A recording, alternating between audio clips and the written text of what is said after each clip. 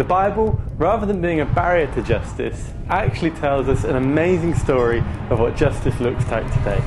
Starting at the beginning, we see what perfect justice looks like in the Garden of Eden.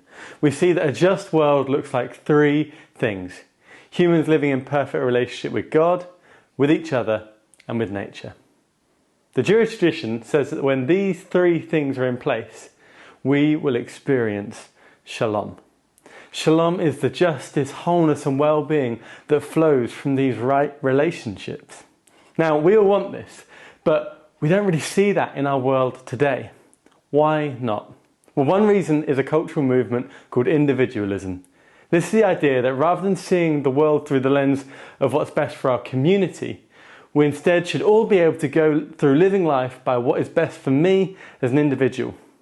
Individualism says that justice flows from being true to yourself, defining yourself, living out who you are to the fullest. And anything that holds you back from that is an injustice. Now, there are some good ideas in individualism, but we see what happens when Adam and Eve take it to the logical extreme. They decide they want to go their own way, live their own truth, and they eat the apple. The result is they lose relationship with God, with each other, and with nature around them. They bring injustice into the world. So, what is the alternative?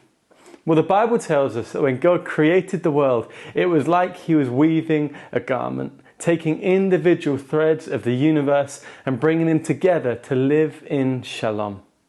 And that is the challenge. Will you say that rather than doing everything you want to do and living by your own preferences, you'll sacrifice in order to be part of the fabric that God is creating? Will you choose to have your life interwoven with the poor and the vulnerable? Will you sacrifice your preferences, your time, your career, even to live in relationship with God, with nature, and with the poor? This is Shalom.